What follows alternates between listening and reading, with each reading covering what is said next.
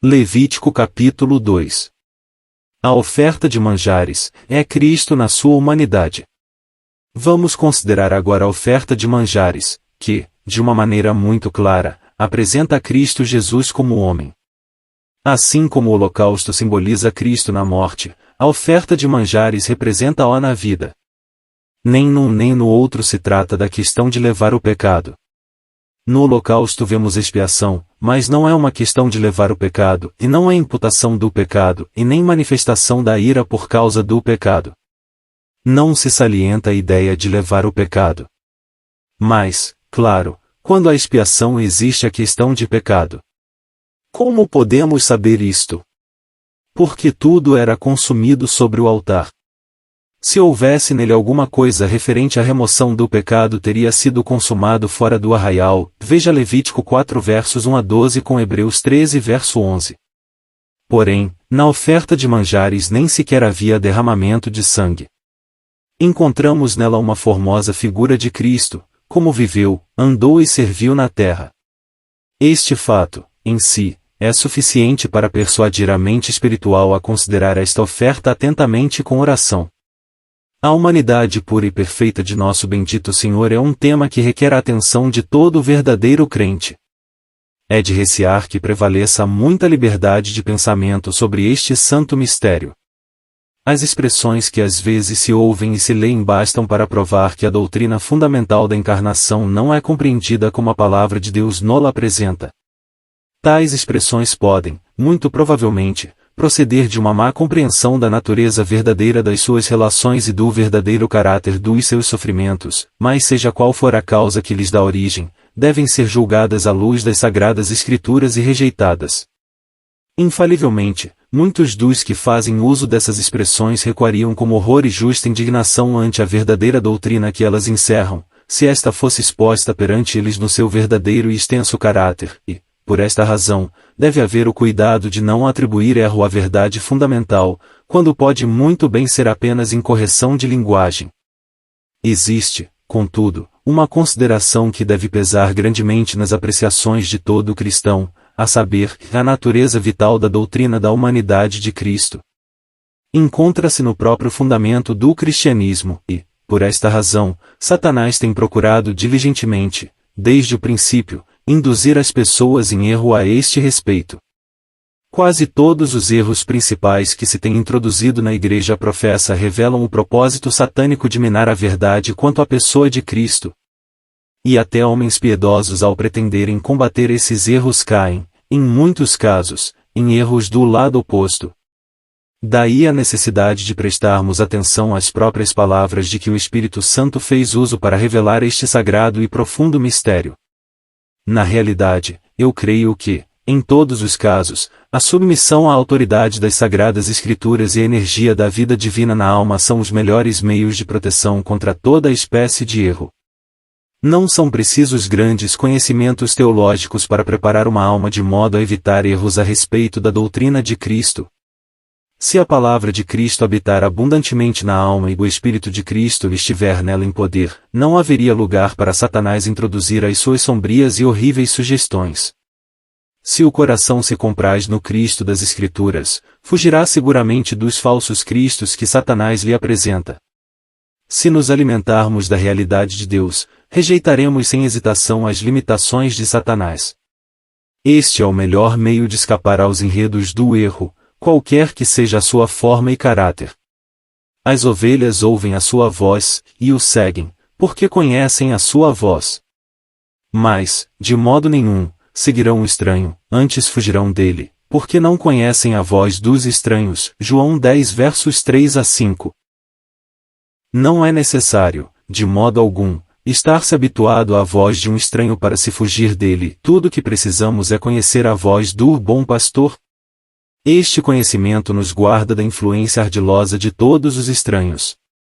Portanto, embora me sinta chamado para prevenir o amigo contra sons estranhos, a respeito do mistério divino da humanidade de Cristo, não me parece necessário discutir tais sons, mas procurarei antes, pela graça, avisá-lo contra erros, apresentando a doutrina das Escrituras sobre o assunto. Poucas coisas há em que revelamos maior fraqueza do que em mantermos uma comunhão vigorosa com a perfeita humanidade de nosso Senhor Jesus Cristo. Por isso sofremos tanto com a falta de frutos, inquietação, divagações e erro. Se estivéssemos compenetrados, mercê de uma fé simples, da verdade que à direita da majestade nos céus está um homem real, em cuja simpatia é perfeita, cujo amor é insondável, cujo poder é onipotente, cuja sabedoria é infinita, cujos recursos são inesgotáveis, cujas riquezas são inexauríveis, cujo ouvido está sempre atento às nossas petições, cuja mão está aberta a todas as nossas necessidades, cujo coração está cheio de ternura e amor inefável por nós, quanto mais felizes e elevados seríamos. E quanto mais independentes dos meios correntes da criatura estaríamos, fosse qual fosse o canal por onde viessem. Não há nada que o coração possa desejar que não tenhamos em Jesus. Suspira por verdadeira simpatia? Onde poderá encontrá-la senão em aquele que pôde juntar as suas lágrimas às das desoladas irmãs de Betânia? Anela o gozo de uma sincera afeição? Só pode encontrá-la no coração que manifestou o seu amor em gotas de sangue. Procura a proteção de um poder eficaz? Nada mais tem a fazer senão olhar para aquele que criou o mundo. Sente necessidade de uma sabedoria infalível para o guiar, entregue-se àquele que é a sabedoria, o qual por nossos pecados foi feito por Deus sabedoria. Em resumo, temos tudo em Cristo. A mente divina e as afeições divinas encontraram um objetivo perfeito em Jesus Cristo, homem, e, seguramente, se existe na pessoa de Cristo o que pode satisfazer Deus perfeitamente, há também o que nos deveria satisfazer, e nos satisfará, na proporção em que, pela graça do Espírito Santo, andarmos em comunhão com Deus. Cristo, o homem perfeito. O Senhor Jesus Cristo foi o único homem perfeito que jamais pisou esta terra. Era todo perfeito, perfeito em pensamento, palavras e ação. Nele todas as qualidades morais se encontravam em divina e, portanto, perfeita proporção. Nenhuma qualidade preponderava. Nele entrelaçavam-se singularmente a majestade que amedrontava e a delicadeza que davam perfeito à vontade na sua presença. Os escribas e fariseus eram severamente censurados por ele, enquanto que a samaritana e a mulher que era pecadora eram inexplicável e irresistivelmente atraídas para ele. Nenhuma qualidade deslocava a outra, porque tudo estava em bela e airosa proporção. Isto pode verificar-se em todas as cenas da sua perfeita vida. Podia dizer a respeito de 5.000 pessoas famintas, dai-lhes voz de comer, e, depois de estarem satisfeitas podia acrescentar, recolhei os pedaços que sobejaram, para que nada se perca. A benevolência e a economia são ambas perfeitas. Uma não interfere com a outra. Cada uma brilha na sua própria esfera. Não podia despedir a multidão faminta, tampouco podia permitir que um simples fragmento do que Deus criará fosse desperdiçado. Supria com mão cheia e liberal as necessidades da família humana, e, quando isso fora feito, guardava cuidadosamente cada átomo deixado. A mesma mão que estava sempre aberta a toda forma de necessidade humana estava firmemente fechada contra toda a prodigalidade. Nada havia de mesquinho nem tampouco de extravagante no caráter do homem perfeito, o homem do céu. Que lição para nós! Quantas vezes acontece conosco que a benevolência degenera em injustificável prodigalidade? E, por outro lado, quantas vezes a nossa economia é manchada pela exibição de um espírito avaro? Por vezes os nossos corações mesquinhos recusam abrir-se às necessidades que se nos apresentam, enquanto que noutras ocasiões dissipamos por frívola extravagância o que poderia satisfazer muitos dos nossos semelhantes necessitados. Ó! Prezado amigo, estudemos atentamente o quadro divino que nos é apresentado na vida de Jesus Cristo, homem. Quão confortante e edificante é para o homem interior estar ocupado com aquele que foi perfeito em todos os seus caminhos e que em tudo deve ter a preeminência. Vede-o no jardim do Getsemane. Ali, ele ajoelha-se no recôndito profundo de uma humildade que ninguém senão ele podia mostrar, mas, todavia, adiante do bando do traidor mostra uma presença de espírito e majestade que nos faz retroceder e cair por terra. O seu comportamento diante de Deus é de prostração, mas perante os seus juízes e acusadores de dignidade inflexível. Tudo é perfeito. O desapego, a humildade, a prostração e a dignidade são divinos. Assim também quando contemplamos a combinação formosa das suas relações divinas e humanas observa-se a mesma perfeição. Ele podia dizer: por que é que me procuráveis? Não sabeis que me convém tratar dos negócios de meu pai? E, ao mesmo tempo, podia descer a Nazaré e dar ali um exemplo de perfeita sujeição à autoridade paternal, veja LC 2 versos 49 a 51. Podia dizer à sua mãe e mulher: que tenho eu contigo? E contudo ao passar pela agonia indizível da cruz podia confiar ternamente aquela mãe ao cuidado do discípulo amado. No primeiro caso, ele separou-se no espírito de perfeito nazireu, deu expressão aos ternos sentimentos do perfeito coração humano. A devoção do nazireu e a afeição do homem eram igualmente perfeitas. Não houve interferência nem num caso nem no outro. Cada uma brilhava com brilho límpido na sua própria esfera. Agora, a sombra deste homem perfeito passa perante nós na flor de farinha que formava a base da oferta de manjares. Não havia nela um grão mal moído. Nada desigual, nada desproporcional, nada revelava aspereza. Não importava qual fosse a pressão vinda do exterior, a superfície era sempre uniforme. O Senhor nunca foi perturbado por quaisquer circunstâncias. Nunca teve de retroceder um passo ou retirar uma palavra. Viesse o que viesse. Enfrentava sempre as circunstâncias com aquela uniformidade admiravelmente simbolizada na flor de farinha. Em todas estas coisas desnecessário é dizer que ele está em flagrante contraste com os seus mais honrados e consagrados servos. Por exemplo, Moisés, embora fosse muito mais manso do que todos os homens que havia sobre a terra, Números 12 verso 3, falou imprudentemente com seus lábios, Salmos 106 verso 33. Em Pedro vemos um zelo e uma energia que, por vezes, eram excessivos e, também noutras ocasiões, uma covardia que o levava a fugir do lugar de testemunho e vitupério. Fazia afirmações de uma devoção que, quando chegava à altura de agir, não se via. João, que respirava tanto da atmosfera da presença imediata de Cristo, manifestou, por vezes, um espírito sectário e intolerante. Em Paulo, o mais consagrado dos servos, descobrimos considerável desigualdade, dirigiu palavras ao sumo sacerdote que teve de retirar, Atos 23. Escreveu uma carta aos Coríntios, de que logo se arrependeu, para mais tarde não se arrepender, segundo Coríntios 7 verso 8. Encontramos em todos qualquer falha, menos em aquele que é cândido e totalmente desejável entre 10.000. No estudo da oferta de manjares, para mais clareza e simplicidade dos nossos pensamentos, convém considerar primeiro os materiais de que era composta, depois as diversas formas em que era apresentada e, por último, as pessoas que participavam dela.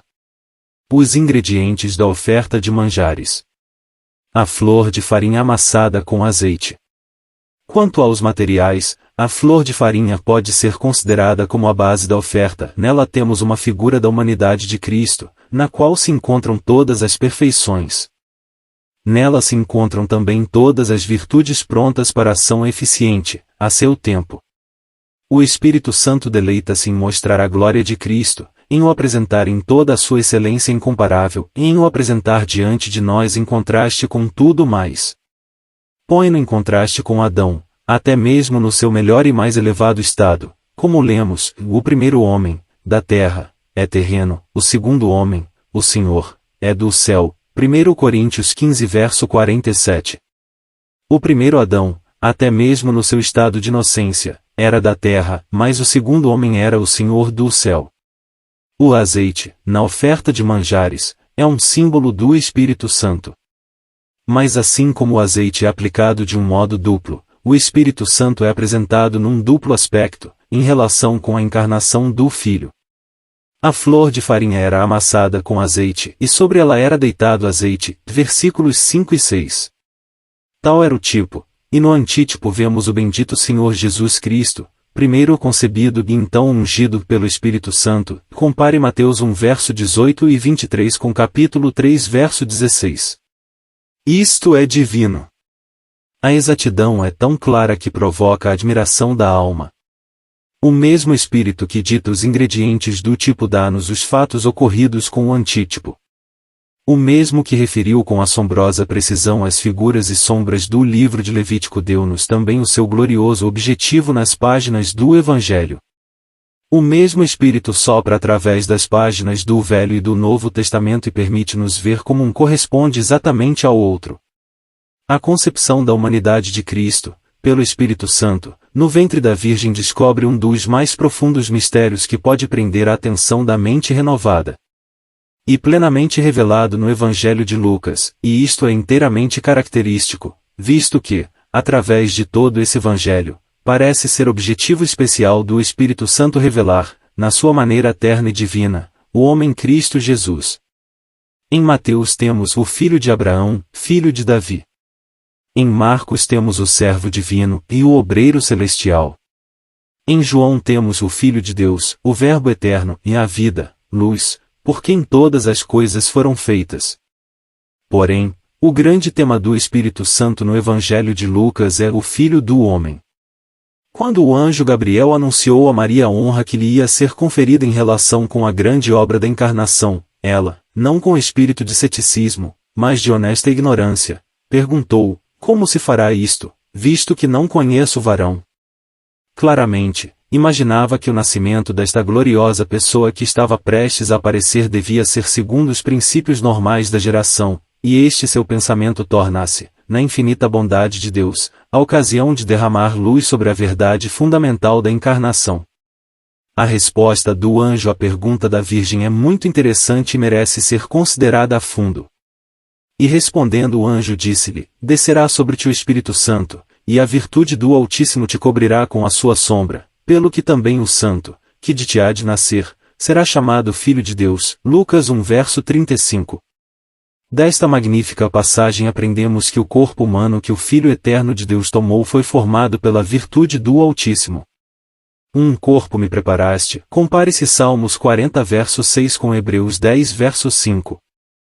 Foi um verdadeiro corpo humano e verdadeiramente carne e sangue. Não há aqui fundamento possível para as teorias inúteis e inconsistentes do agnosticismo ou misticismo, nenhuma justificação para as frias abstrações do primeiro ou a fantasia obscura do último. Tudo é profunda, sólida e divina realidade. O que os nossos corações necessitam é precisamente o que Deus nos deu. A primitiva promessa havia declarado que a semente da mulher havia de ferir a cabeça da serpente, e ninguém, a não ser um verdadeiro homem, podia cumprir esta predição em alguém cuja natureza humana fosse tão real quanto era pura e incorruptível. Eis que em teu ventre conceberás, disse o mensageiro angélico, e darás à luz filho. Mas, vindo a plenitude dos tempos, Deus enviou seu Filho, nascido de mulher, nascido sob a lei, Gálatas 4 verso 4. E, então, para que não houvesse lugar para qualquer erro quanto ao modo desta concepção, ele acrescenta palavras que provam indubitavelmente que a carne e o sangue de que o Filho Eterno participou, ao mesmo tempo que era absolutamente real, era absolutamente incapaz de receber, reter ou comunicar uma simples mancha. A humanidade do Senhor Jesus era, enfaticamente, o Santo. E, visto que era inteiramente sem mancha, não havia nela o princípio mortalidade. Não podemos pensar na mortalidade sem a relacionar com o pecado, e a humanidade de Cristo não tinha nada a ver com o pecado, quer pessoal quer relativamente. O pecado foi-lhe imputado na cruz, onde ele foi feito pecado por nós. Mas a oferta de manjares não é uma figura de Cristo tomando sobre si o pecado. Prefigura-o na sua vida perfeita aqui na terra e uma vida em que sofreu, sem dúvida, mas não como aquele que leva sobre si o pecado, não como substituto nem como sofrendo às mãos de Deus. Convém distinguir isto claramente. Nem no holocausto nem na oferta de manjares se prefigura Cristo levando sobre si o pecado. Nesta vemo-lo vivendo, e naquele vemo-lo morrendo na cruz, mas em nenhuma destas ofertas existe a questão de imputar o pecado nem de suportar a ira de Deus por causa do pecado. Em resumo, apresentar Cristo como o substituto do pecador em qualquer lugar a não ser na cruz é privar a sua vida de toda a sua beleza divina e excelência, e deslocar inteiramente a cruz. Além disso, isto envolveria em confusão irremediável as figuras do livro de Levítico. Esta passagem é muito importante, visto que apresenta o bendito Senhor como Filho de Deus e Filho do homem. Deus enviou o seu Filho, nascido de mulher. Que precioso testemunho! Quero advertir o amigo que nunca poderá ser escrupuloso demais em referência à verdade essencial da pessoa do Senhor Jesus Cristo e suas relações. Tudo que não tiver esta verdade por base não pode receber a sanção de Deus. A pessoa de Cristo é o centro vivo e divino ao redor do qual o Espírito Santo exerce toda a sua atividade. Deixar escapar a verdade a este respeito e, à semelhança de um barco que parte às amarras e é levado sem leme ou bússola sobre a turbulenta imensidade líquida, vós correreis o perigo iminente de vos despedaçardes contra as rochas do arianismo, da infidelidade ou do ateísmo. Duvidai da eterna filiação de Cristo, duvidai da sua divindade ou da sua humanidade incontaminada, e tereis aberto as comportas à corrente do erro mortal. Ninguém julgue, nem por um momento, que isto é apenas um assunto para ser discutido entre teólogos e uma questão curiosa, um mistério abstrato ou um ponto sobre o qual podemos legalmente discordar. Não, é uma verdade essencial e basilar, para ser retida na energia do Espírito Santo e mantida a todo custo, e na verdade, para ser confessada em todas as circunstâncias, sejam quais forem as consequências. O que nós precisamos é receber simplesmente em nossos corações, pela graça do Espírito Santo, a revelação que o Pai faz do Filho, e, então, as nossas almas serão eficazmente preservadas das ciladas do inimigo, seja qual for a forma que elas tomarem. O inimigo pode cobrir plausivelmente as armadilhas do arianismo ou socinianismo com a erva e as folhas de um atrativo e plausível sistema de interpretação, mas o coração piedoso descobre imediatamente o que este sistema pretende fazer de aquele bendito Senhor a quem tudo deve e onde ele pretende colocá-lo. E não encontra dificuldade em o remeter ao lugar de onde veio. Podemos muito bem dispensar as teorias humanas, mas não podemos prescindir de Cristo, e o Cristo de Deus, o Cristo das afeições de Deus, o Cristo dos desígnios de Deus, o Cristo da Palavra de Deus.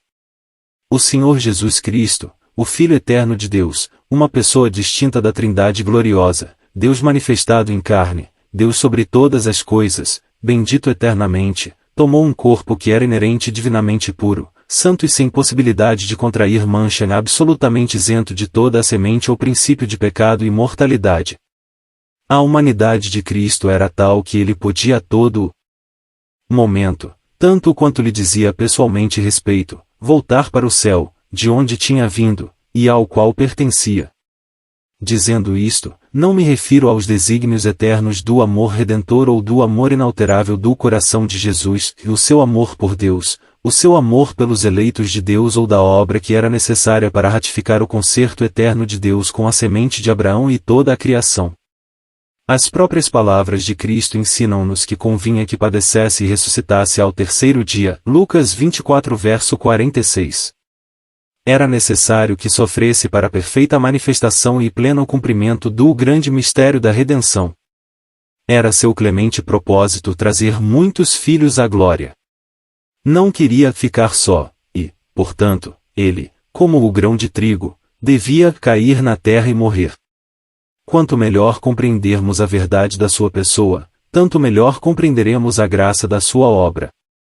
Quando o apóstolo fala de Cristo como havendo sido consagrado pelas aflições, considera-o como o príncipe da nossa salvação, Hebreus 2 verso 10, e não como Filho eterno, que, pelo que diz respeito à sua própria pessoa e natureza, era divinamente perfeito sem que fosse possível acrescentar alguma coisa ao que ele era. Assim, também, quando o próprio Senhor diz, eis que eu expulso demônios, e efetuo curas hoje e amanhã, e no terceiro dia sou consumado, Lucas 13 verso 22, refere-se ao fato de ser consumado no poder da ressurreição como consumador de toda a obra da redenção.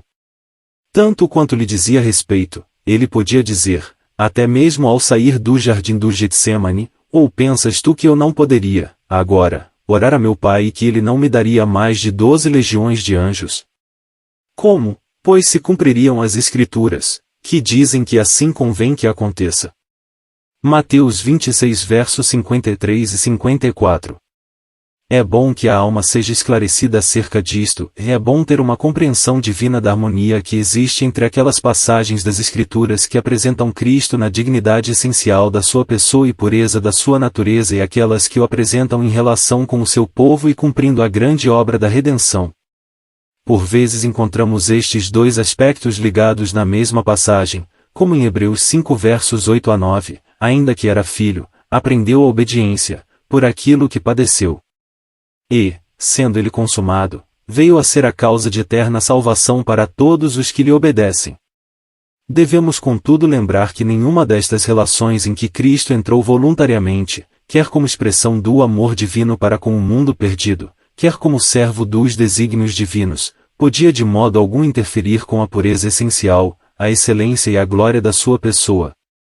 O Espírito Santo desceu sobre a Virgem, e a virtude do Altíssimo cobriu-a com a sua sombra, pelo que também o santo que dela nasceu foi chamado Filho de Deus. Magnífica revelação do mistério da humanidade pura e perfeita de Cristo, o grande antítipo da flor de farinha amassada com azeite. Deixai-me observar que entre a humanidade como se vê no Senhor Jesus Cristo e a humanidade em nós não pode haver união. Aquilo que é puro nunca pode ligar-se àquilo que é impuro. Aquilo que é incorruptível nunca pode unir-se ao que é corruptível. O espiritual e o carnal, o celestial e o terrestre, e nunca podem combinar-se. Portanto, segue-se que a encarnação não foi, como alguns têm tentado ensinar-nos, Cristo tomando a nossa natureza decaída em união consigo mesmo. Se tivesse feito isto, a morte da cruz não teria sido necessária. Ele não necessitava, nesse caso, angustiar-se até que se cumprisse o batismo e não havia necessidade de o grão de trigo cair na terra e morrer. Isto é um ponto de grande importância.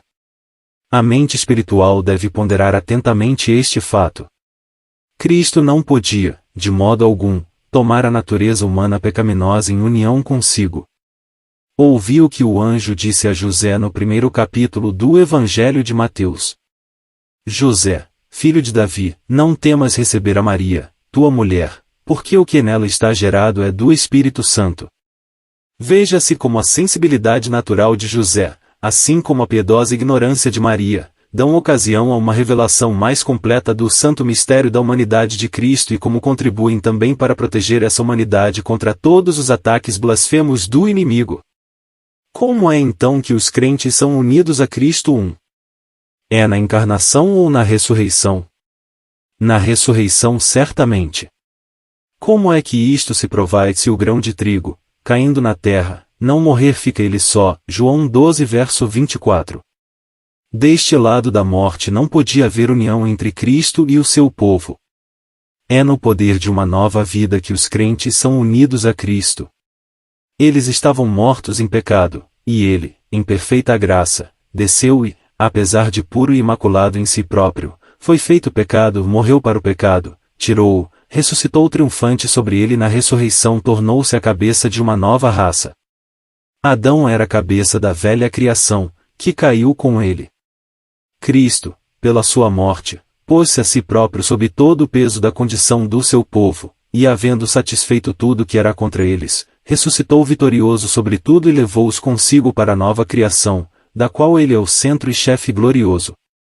Por isso lemos, o que se ajunta com o Senhor é um mesmo Espírito, 1 Coríntios 6 verso 17.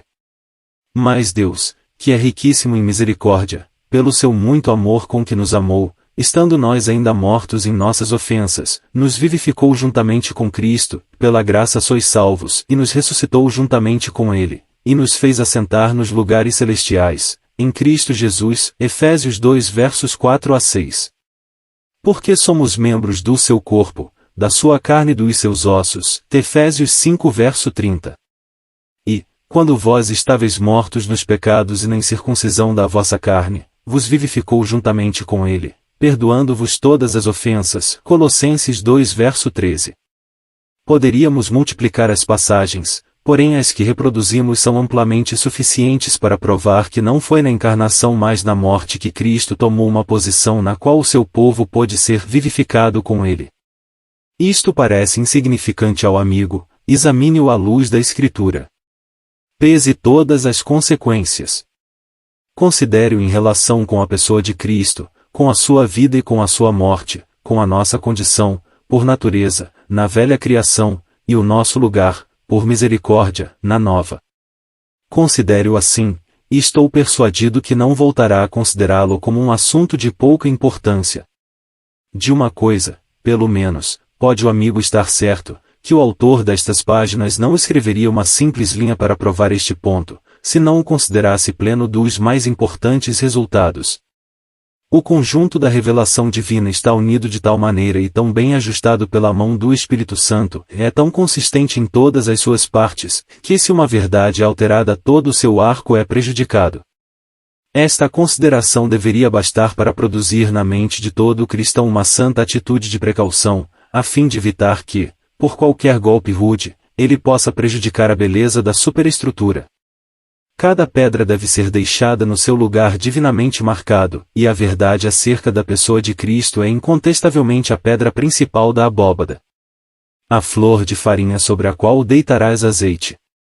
Havendo procurado assim descrever a verdade simbolizada pela flor de farinha amassada com azeite, podemos considerar outro ponto de grande interesse na expressão e sobre ela deitarás azeite.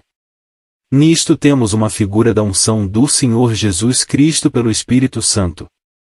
O corpo do Senhor Jesus não foi apenas preparado misteriosamente pelo Espírito Santo, como foi ungido, como vaso santo e puro, para o serviço pelo mesmo poder.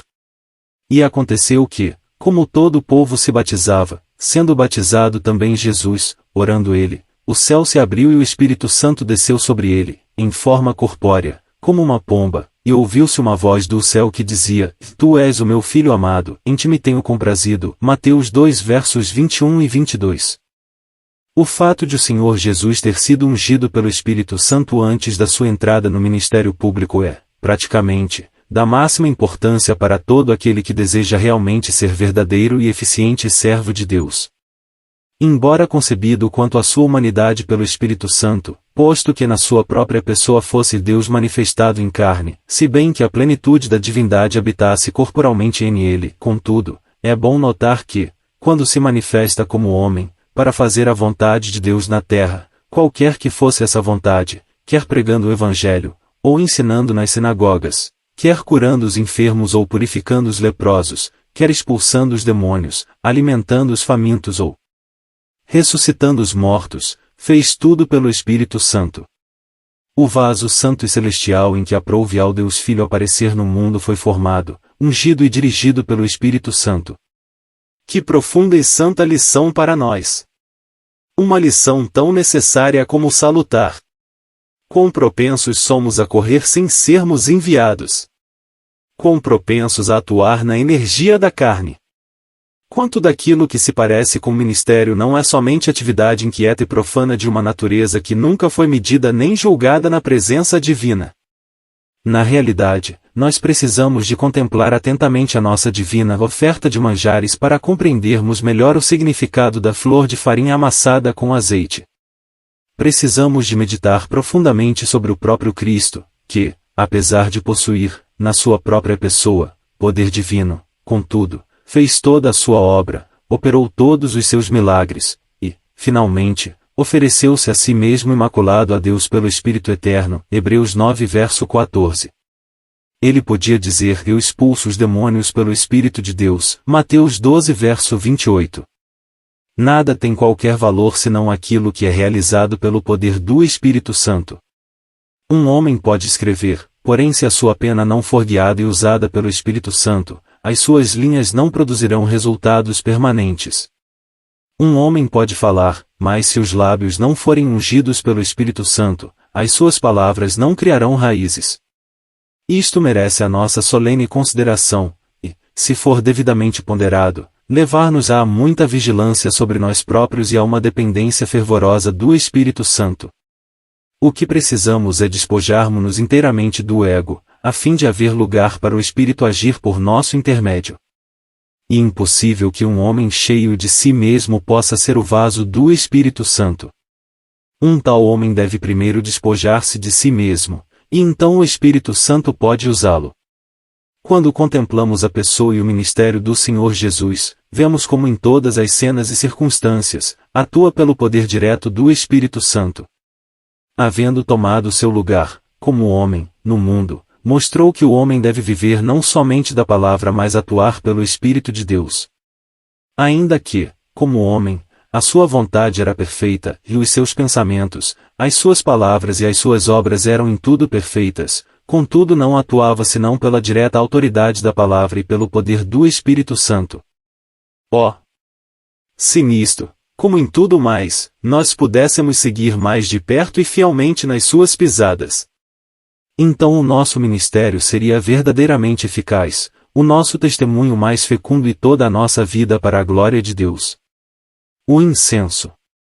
Outro ingrediente da oferta de manjares, que requer a nossa atenção, é o incenso. Como tivemos ocasião de verificar, a oferta de manjares era à base de flor de farinha.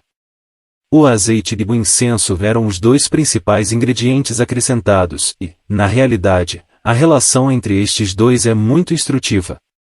O azeite simboliza o poder do ministério de Cristo, o incenso simboliza o seu objetivo. O primeiro ensina-nos que ele fez tudo pelo Espírito de Deus, o último que fez tudo para a glória de Deus. O incenso representa aquilo que na vida de Cristo era exclusivamente para Deus. Isto é evidente pelo segundo versículo. E atrará da oferta de manjares aos filhos de Arão, os sacerdotes, um dos quais tomará dela um punhado da flor de farinha e do seu azeite com todo o seu incenso, e o sacerdote queimará este memorial sobre o altar. Oferta queimada é, de cheiro suave ao Senhor. Assim era a verdadeira oferta de manjares, e o homem Cristo Jesus. Em sua vida bendita havia o que era exclusivamente para Deus. Cada pensamento, cada palavra, cada olhar, cada ato seu exalava um perfume que subia diretamente para Deus. E assim como o símbolo era o fogo do altar que fazia sair o cheiro suave do incenso, assim no antítipo quanto mais provado era, em todas as cenas e circunstâncias da sua bendita vida, tanto mais manifesto se tornava que, na sua humanidade, não havia nada que não pudesse subir, como cheiro suave, ao trono de Deus.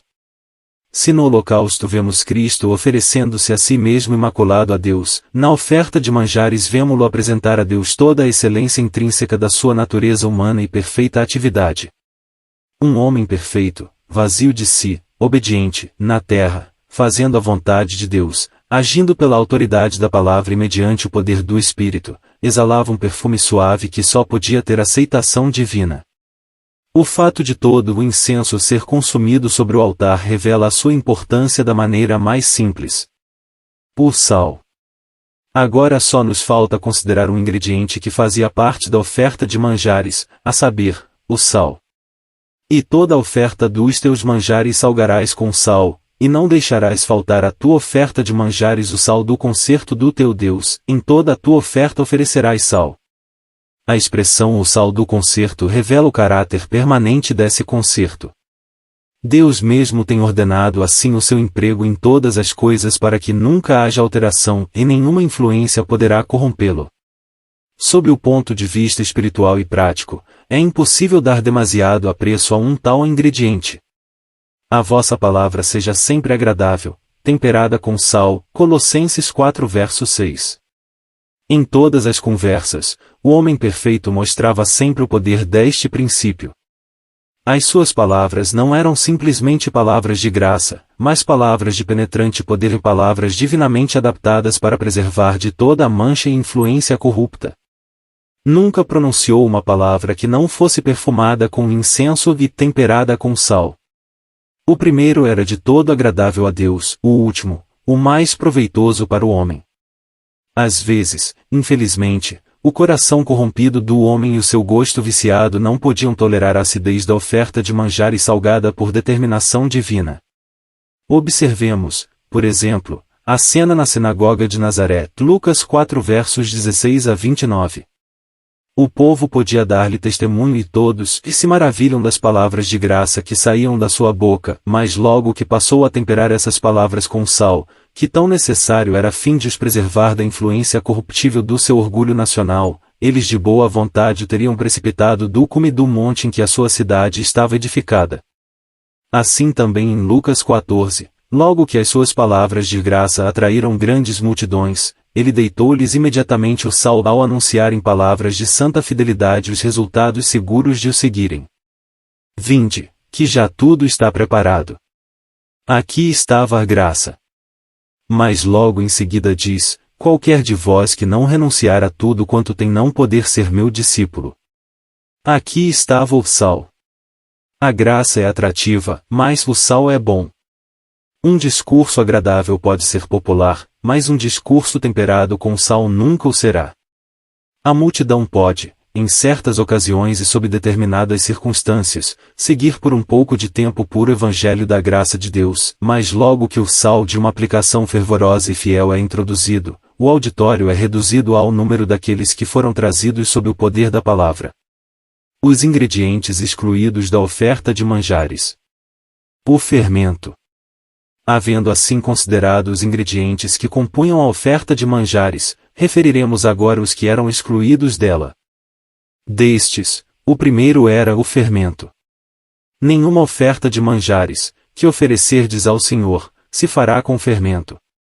Por todo o volume inspirado, sem uma única exceção, o fermento é o símbolo do mal. Em capítulo 23 de Levítico, que examinaremos na devida altura, vemos que o fermento era permitido nos 2 pães que eram oferecidos no dia de Pentecostes, versículo 17, porém, da oferta de manjares, o fermento era cuidadosamente excluído. Não devia haver nada que azedasse, nada que fizesse levantar a massa, nada expressivo do mal naquilo que simbolizava o homem Cristo Jesus. Nele não podia haver nada com gosto ao azedume da natureza, nada turvo, nada susceptível de fazer inchar. Tudo era puro, sólido e genuíno. A sua palavra podia, por vezes, ferir até ao vivo, mas nunca era áspera. O seu estilo nunca se elevou acima das ocasiões. O seu comportamento mostrou sempre a profunda realidade de quem andava na presença imediata de Deus. Nós que professamos o nome de Jesus, sabemos muito bem como, infelizmente, o fermento se mostra em todas as suas propriedades e efeitos. Só houve uma gabela pura de fruto humano em uma única oferta de manjares perfeitamente sem levedura, e, bendito seja Deus, essa é a nossa, para nos alimentarmos dela no santuário da presença divina, em comunhão com Deus. Nenhum exercício espiritual pode realmente edificar melhor e dar maior refrigério à mente renovada do que firmarmos-nos sobre a perfeição incontaminável da humanidade de Cristo, e para contemplar a vida e o mistério de aquele que foi absoluta e essencialmente sem levedura. Em toda a origem dos seus pensamentos, afeições, desejos e imaginação não havia mínima partícula de fermento. Ele foi o homem perfeito, sem pecado e imaculado. E quanto mais, no poder do Espírito, aprofundarmos tudo isto, tanto mais profunda será a nossa experiência da graça que levou este perfeito Senhor a tomar sobre si todas as consequências dos pecados do seu povo, como fez quando foi pendurado na cruz. Porém, este pensamento pertence inteiramente ao sacrifício de nosso bendito Senhor, simbolizado na expiação do pecado. Na oferta de manjares, o pecado não está em questão. Não é uma figura da expiação do pecado por um substituto, mas de um homem real, perfeito, imaculado, concebido e ungido pelo Espírito Santo, possuindo uma natureza sem fermento e vivendo uma vida isenta de levedura no mundo, exalando sempre perante Deus a fragrância da sua excelência pessoal e mantendo entre os homens um comportamento caracterizado pela graça temperada com sal. O mel. Porém, havia outro ingrediente tão claramente excluído da oferta de manjares quanto o fermento, e este era o mel. Porque de nenhum fermento, nem de mel algum oferecereis oferta queimada ao Senhor, versículo 11. Portanto, assim como o fermento é a expressão daquilo que é positivo e manifestamente mal na natureza, podemos considerar o mel como o símbolo expressivo do que é aparentemente doce e atrativo. Ambos são proibidos por Deus, e ambos eram cuidadosamente excluídos da oferta de manjares, ambos impróprios para o altar. Os homens podem aventurar-se, como Saul, a distinguir entre o que é vil e desprezível, 1 Samuel 15 verso 9, e o que não é, porém o juízo de Deus conta o polido Agaque com o mais vil dos filhos de Amaleque. Não há dúvida que existem boas qualidades morais no homem, que devem ser consideradas pelo seu valor. Achaste mel, come o que te basta. Mas recorde-se que não era admitido na oferta de manjares nem no seu antítipo. Havia a plenitude do Espírito Santo, havia o fragrante odor do incenso, havia a virtude preservativa do sal do concerto. Todas estas coisas acompanhavam a flor de farinha na pessoa da verdadeira oferta de manjares, mas nenhum mel. Que lição se encontra aqui para os nossos corações? Sim, que volume de sã instrução! O bendito Senhor Jesus sabia acomodar a natureza e às suas relações o lugar próprio. Sabia a quantidade de mel que era conveniente, podia dizer à sua mãe, e não sabeis que me convém tratar dos negócios de meu pai, e todavia podia dizer também ao discípulo amado, eis aí tua mãe. Por outras palavras, nunca permitiu que as pretensões da natureza interferissem com a apresentação a Deus de todas as energias da perfeita humanidade de Cristo. Maria e outros também podiam ter pensado que as suas relações humanas com o bendito Senhor lhes dava algum direito ou influência peculiar com base em motivos puramente naturais. Chegaram, então, seus irmãos e sua mãe, e, estando de fora, mandaram-no chamar.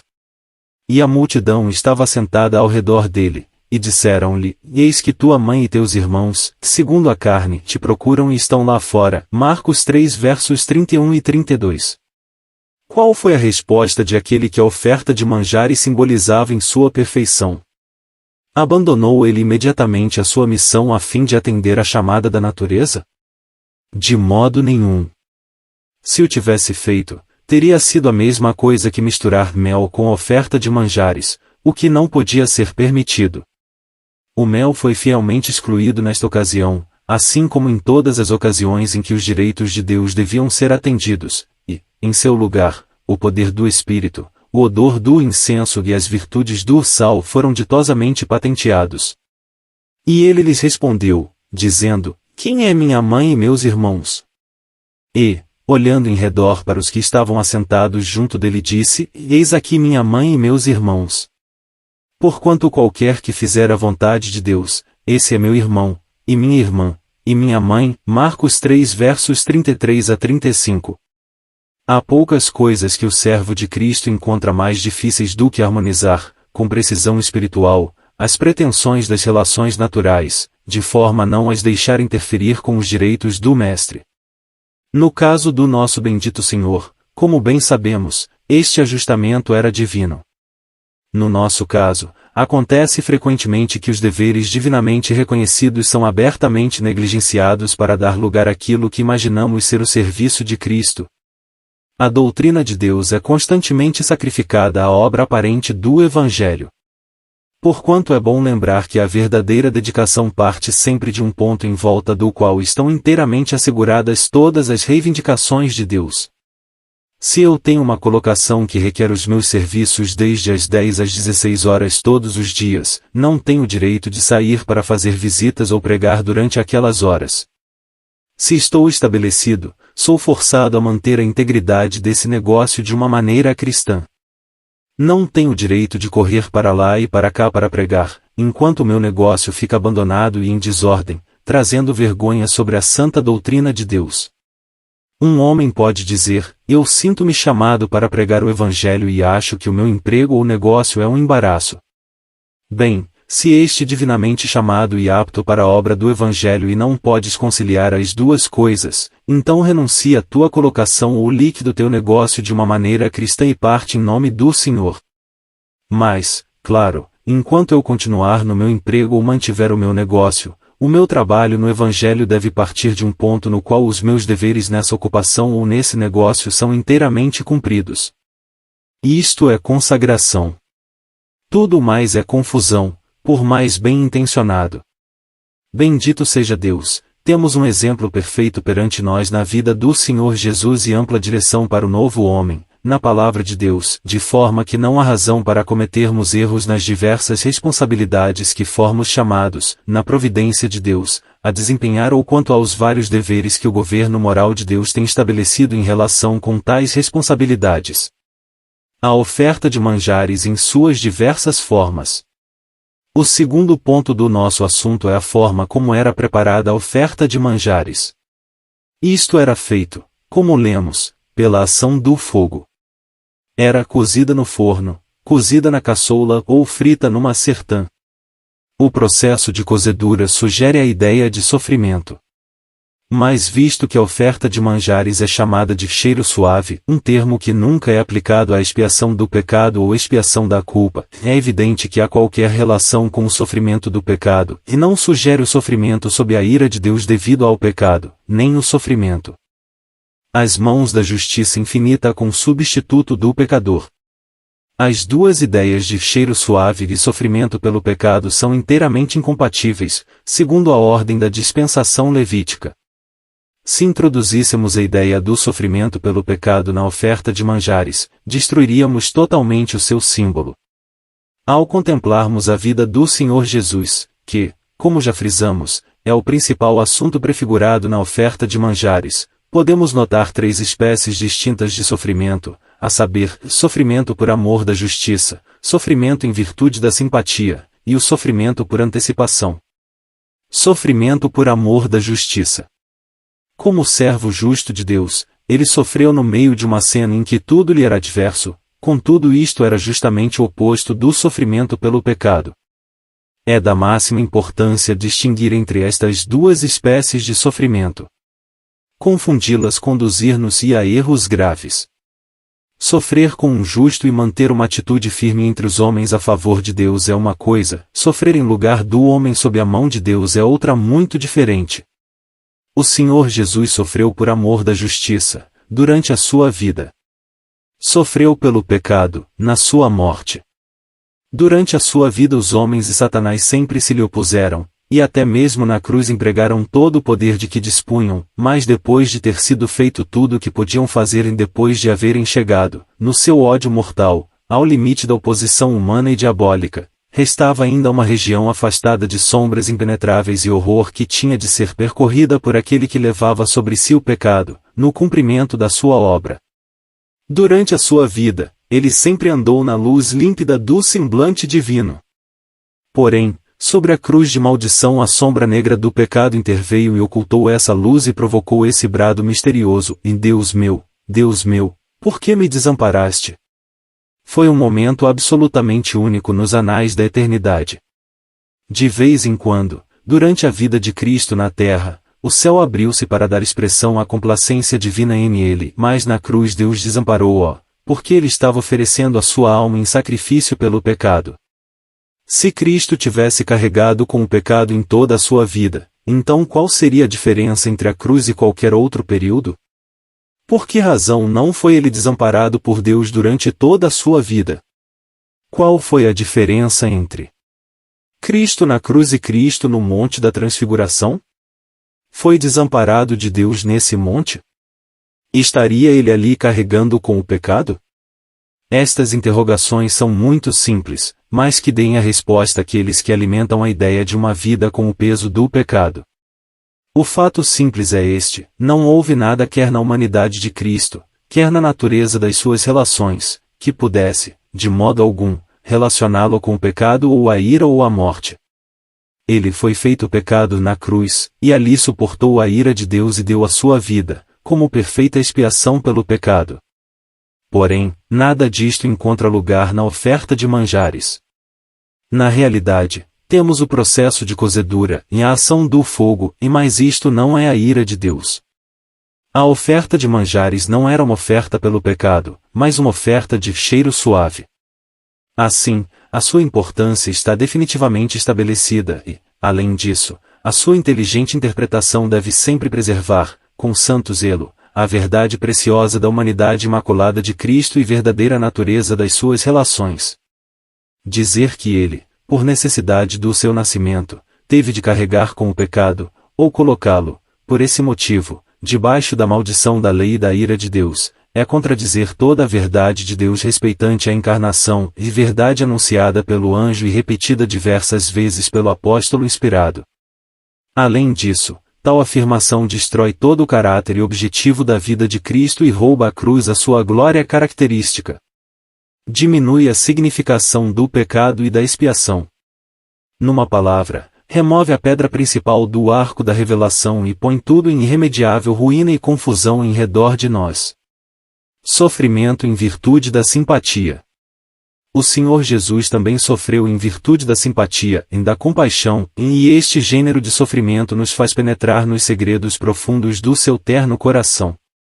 A dor humana e a miséria sempre impressionaram esse coração de amor. Era impossível que esse perfeito coração humano não sentisse com a sua sensibilidade divina as misérias que o pecado havia transmitido à família humana. Embora livre, pessoalmente, tanto da causa como do efeito e pertencendo, embora ao céu, e vivendo uma perfeita vida celestial na terra, contudo, desceu no poder de uma imensa compaixão aos mais profundos recessos da dor humana. Assim, ele sentiu a dor mais vivamente do que aqueles que eram vítimas dela, porquanto a sua humanidade era perfeita. E, além disso, pôde contemplar tanto a dor como a sua causa, segundo a sua própria medida e caráter perante Deus. Sentia como ninguém jamais pôde sentir. Os seus sentimentos e as suas afeições, a sua sensibilidade e simpatia em toda a sua constituição moral e mental eram perfeitos, e, por isso, ninguém pode dizer quanto sofreu ao passar por um mundo como este. Viu lutar a família humana sob o peso grave da culpa e miséria, observou como toda a criação gemia debaixo do jugo, o clamor dos cativos chegava aos seus ouvidos, as lágrimas das viúvas saltavam aos seus olhos, as privações e a pobreza comoviam seu coração sensível. Perante a doença e a morte moveu-se muito em espírito, os seus sofrimentos em virtude de simpatia excediam todo o entendimento humano. Transcrevo a seguir uma passagem ilustrativa do caráter do sofrimento a que nos referimos. E, chegada a tarde, trouxeram-lhe muitos endemoninhados, e ele, com a sua palavra, expulsou deles os espíritos e curou todos os que estavam enfermos, para que se cumprisse o que fora dito pelo profeta Isaías, que diz, ele tomou sobre si as nossas enfermidades e levou as nossas doenças. Mateus 8 versos 16 e 17. Isto era a verdadeira compaixão e o poder de interesse comum, que em ele era perfeito. Não havia em ele enfermidades ou fraquezas. Essas coisas de que, por vezes, se fala como de fraquezas inocentes, no seu caso, eram apenas provas de uma real, verdadeira e perfeita humanidade. Porém, por compaixão e por um perfeito interesse comum, ele tomou sobre si as nossas enfermidades e levou as nossas doenças. Mateus 8 verso 17. Só um homem absolutamente perfeito podia ter feito isto. Nós podemos simpatizar com os outros, mas só Jesus podia tornar suas as enfermidades e fraquezas humanas. Logo, houvesse ele tomado todas estas dores em virtude do seu nascimento ou das suas relações com Israel, e a família humana, nós teríamos perdido toda a beleza e preciosidade da sua voluntária simpatia. Não podia haver lugar para ação voluntária se a necessidade absoluta lhe tivesse sido imposta. Mas, por outro lado, quando vemos a sua inteira liberdade, tanto pessoal como relativamente, da miséria humana e daquilo que a produz, podemos compreender aquela perfeita graça e compaixão que o levou a tomar sobre si as nossas enfermidades e levar as nossas doenças no poder de verdadeira simpatia. Existe, portanto, uma manifesta diferença entre os sofrimentos de Cristo por voluntária simpatia com as misérias humanas e os seus sofrimentos como substituto do pecador. Os primeiros são manifestos ao longo de toda a sua vida, os últimos são restringidos à sua morte. Sofrimento por antecipação. Finalmente, temos de considerar os sofrimentos de Cristo por antecipação. Vemos a sombra tétrica da cruz projetar-se sobre o seu caminho e produzir uma ordem aguda de sofrimento, que, não obstante, deve distinguir-se com tanta precisão do seu sofrimento expiatório como o seu sofrimento por amor da justiça se distingue do seu sofrimento por simpatia. Tomemos como exemplo de prova uma ou duas passagens. E, saindo, foi, como costumava, para o Monte das Oliveiras, e também os seus discípulos o seguiram. E, quando chegou àquele lugar, disse-lhes, orai, para que não entreis em tentação. E apartou-se deles cerca de um tiro de pedra, e, pondo-se de joelhos, orava, dizendo, Pai, se queres, passa de mim este cálice, todavia não se faça a minha vontade, mas a tua. E apareceu-lhe um anjo do céu, que o confortava. E, posto em agonia, orava mais intensamente. E o seu suor tornou-se em grandes gotas de sangue que corriam até ao chão. Lucas 22 versos 39 a 44. E, levando Pedro e os 2 filhos de Zebedeu, começou a entristecer-se e a angustiar-se muito. Então lhes disse: E a minha alma está cheia de tristeza até a morte, ficai aqui e velai comigo. E, indo segunda vez, orou, dizendo: E meu Pai, se este cálice não pode passar de mim sem eu o beber, faça-se a tua vontade. Mateus 26 versos 37 a 42. Da leitura destes versículos é evidente que havia qualquer coisa em perspectiva que o bendito Senhor nunca havia encontrado antes. Estava sendo cheio um cálice para si do qual nunca tinha bebido. Se tivesse carregado com o pecado durante toda a sua vida, qual a razão dessa intensa agonia ante o pensamento de entrar em contato com o pecado e ter de suportar a ira de Deus devido ao pecado? Que diferença havia entre Cristo no Getsemane e Cristo no Calvário, se ele carregou com o pecado toda a sua vida? Existiu uma diferença essencial. Mas foi porque ele não carregou com o pecado durante toda a sua vida. Qual é, logo, a diferença? No Getsemane ele estava antecipando a cruz. No Calvário, suportava-a. No Getsemane apareceu-lhe um anjo do céu que o confortava. No Calvário foi desamparado por todos. Não houve ali ministério dos anjos. No Getsemane dirigiu-se a Deus como Pai, gozando assim a comunhão desse inefável parentesco, mas no Calvário clama: Deus meu, por que me desamparaste? Aqui aquele que leva sobre si o pecado olha para cima e vê o trono da justiça eterna envolvo em nuvens carregadas e o semblante da santidade inflexível desviado dele porque estava sendo feito pecado por nós. O amigo não terá dificuldade em prosseguir este assunto por si mesmo. Poderá traçar pormenorizadamente as 3 espécies de sofrimento da vida de nosso bendito Senhor e fazer distinção entre eles e os sofrimentos da sua morte e os seus sofrimentos pelo pecado. Verá como, depois de os homens e Satanás terem feito o pior que podiam, restava ainda uma espécie do sofrimento que era perfeitamente único no seu gênero, ou seja, as mãos de Deus, por causa do pecado, e o sofrimento como substituto do pecador. Antes de chegar à cruz, ele podia olhar para cima e alegrar-se na luz clara do rosto de seu Pai. Nas horas mais sombrias sempre encontraram auxílio certo nas alturas.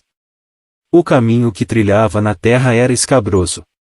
Como poderia ser de outra maneira num mundo onde tudo estava em oposição direta à sua natureza santa e pura? Ele teve de suportar a contradição dos pecadores contra si mesmo. Teve de suportar a afronta dos que se opunham a Deus. O que não teve ele de suportar foi mal compreendido, mal interpretado, injuriado, difamado, acusado de estar fora de si e de ter demônio. Foi traído, negado, abandonado, escarnecido, esbofeteado, cuspido, coroado de espinhos, expulso, condenado e cravado entre 2 malfeitores.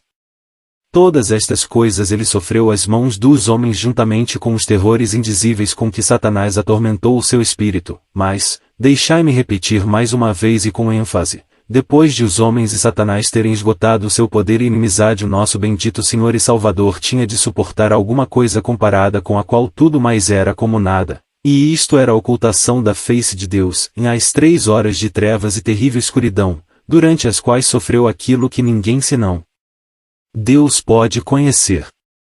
Ora, quando a Escritura fala de termos comunhão com os sofrimentos de Cristo, refere-se, simplesmente, aos seus sofrimentos por amor da justiça e aos seus sofrimentos às mãos dos homens. Cristo sofreu pelo pecado, para que nós não tivéssemos de sofrer por ele. Sofreu a ira de Deus, para que nós não tivéssemos de sofrê-la. Este é o fundamento da nossa paz. Mas pelo que respeita aos sofrimentos infligidos pelos homens, descobrimos sempre que quanto mais fielmente seguirmos as pisadas de Cristo, mais sofreremos nesse sentido. Porém, isto é um assunto de privilégio, uma mercê, uma honra. Veja-se Filipenses 1 versos 29 e 30. Andar nos passos de Cristo e gozar da sua companhia, ter parte na sua simpatia, são privilégios dos mais elevados. Quão bom seria que todos nós os aproveitássemos melhor! Mas, infelizmente, contentamo-nos em passar sem eles, contentamo-nos, à semelhança de Pedro, em seguir de longe, de nos mantermos à distância do Cristo desprezado e sofredor. Tudo isto é, indubitavelmente, um grande privilégio. Tivéssemos nós apenas um pouco mais de comunhão com os seus sofrimentos, e a nossa coroa resplandeceria com maior brilho na visão da nossa alma. Quando fugimos aos sofrimentos de Cristo, privamo-nos da profunda alegria da sua companhia e também do poder moral da esperança da sua glória futura. A parte dos sacerdotes. Havendo examinado os ingredientes que compunham a oferta de manjares e as diversas formas em que era oferecida, só nos resta aludir às pessoas que participam dela. Estas eram o chefe e os membros da família sacerdotal. E o que sobejar da oferta de manjares será de Arão e de seus filhos, coisa santíssima é, de ofertas queimadas ao Senhor, versículos 3 e 10. Assim como o holocausto, como já frisamos, os filhos de Arão são apresentados como figuras de todos os verdadeiros crentes, não como pecadores convictos, mas como sacerdotes em adoração. Assim na oferta de manjares encontramo-los alimentando-se do que sobejava daquilo que havia sido posto, por assim dizer, sobre a mesa do Deus de Israel. Isto era um elevado e santo privilégio. Ninguém senão os sacerdotes podia usufruí-lo. E o que está estabelecido, com grande clareza, na lei da oferta de manjares, que passamos a reproduzir por completo. Esta é a lei da oferta de manjares: um dos filhos de Arão oferecerá perante o Senhor diante do altar. E tomará o seu punho cheio da flor de farinha da oferta e do seu azeite todo o incenso que estiver sobre a oferta de manjares, então, o queimará sobre o altar. Cheiro suave é isso, por ser memorial ao Senhor. E o restante, dela comerão Arão e seus filhos, e asmo se comerá no lugar santo, no pátio da tenda da congregação o comerão. Levedado não se cozerá, sua porção é que lhes dei das minhas ofertas queimadas, coisa santíssima é, como a expiação do pecado e como a expiação da culpa. Todo varão entre os filhos de Arão comerá dela, estatuto perpétuo será para as vossas gerações das ofertas queimadas do Senhor, tudo que tocar nelas será santo. Levítico 6 versos 14 a 18. Aqui, pois, é-nos dada uma bela figura da igreja alimentando-se no lugar santo, no poder da santidade prática, das perfeições do homem Cristo Jesus. Esta é a nossa porção por meio da graça de Deus, mas temos de lembrar que é para ser comida com pão asmo. Não podemos alimentar-nos de Cristo se estamos condescendendo com o mal. Tudo que tocar nela será santo. Além disso, deve comer-se no lugar santo. A nossa posição, os nossos costumes, as nossas pessoas, as nossas relações, devem ser santos, antes de podermos alimentar-nos da oferta de manjares. Finalmente, lemos que todo varão entre os filhos de Arão comerá dela.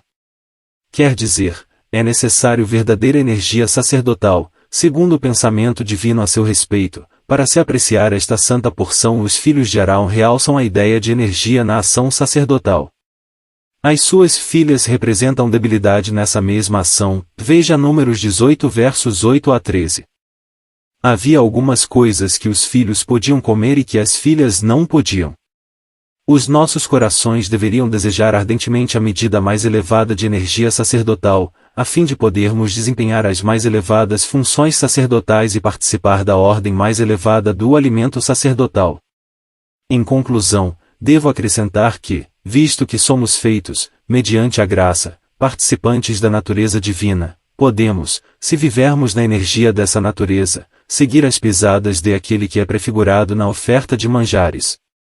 Se nos despojarmos do ego, cada um dos nossos atos poderá emitir um cheiro suave para Deus. Os mais insignificantes assim como os mais importantes serviços podem, pelo poder do Espírito Santo, representar o bom perfume de Cristo.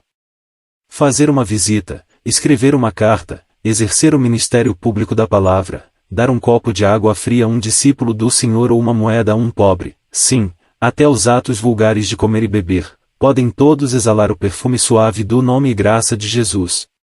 Assim também, se tão somente a natureza for mantida no lugar da morte, poderá manifestar-se em nós o que não é corruptível, até a própria conversação temperada com o sal da permanente comunhão com Deus. Porém, falhamos e faltamos em todas estas coisas. entristecemos o Espírito de Deus na nossa linha de conduta. Somos propensos a ser egoístas ou a procurar os louvores dos homens nos nossos melhores serviços, e assim deixamos de temperar a nossa conversação. Daí, a nossa deficiência em azeite, incenso e o sal, enquanto que, ao mesmo tempo, existe a tendência para alterar o fermento e permitir que se manifeste o mel da natureza. Só houve uma oferta de manjares perfeita e, bendito seja Deus, estamos aceites nele. Somos filhos do verdadeiro Arão, o nosso lugar é no santuário, onde podemos alimentar-nos com a santa porção. Lugar ditoso. Ditosa porção. Possamos nós apreciá-la mais do que o temos feito. Que os nossos corações estejam mais desinteressados pelo mundo e aprofundados em Cristo. Que os nossos olhos estejam tão fixos em Ele, que não haja lugar em nós para os atrativos da cena que nos rodeia nem tampouco para as 1001 circunstâncias mesquinhas da nossa vida, que perturbam o coração e embaraçam a mente. Regozijemo-nos em Cristo, tanto à luz brilhante do sol como nas trevas, quando a brisa suave do verão se faz sentir à nossa volta, e quando rugem as tempestades do inverno ao longe, quando vagamos sobre a superfície de um tranquilo lago, ou somos sacudidos sobre o mar encapelado. Graças a Deus! Achamos aquele que será para sempre a nossa porção abundante. Passaremos a eternidade contemplando as perfeições divinas do Senhor Jesus. Os nossos olhos nunca mais serão desviados dele, uma vez que o tivermos visto tal qual ele é. Que o Espírito Santo possa operar poderosamente em nós para nos fortalecer no homem interior. Que ele nos habilite a alimentarmos-nos com a perfeita oferta de manjares, com cujo memorial o próprio Deus se tem alimentado. Este é o nosso santo e feliz privilégio. Que o possamos realizar ainda mais amplamente.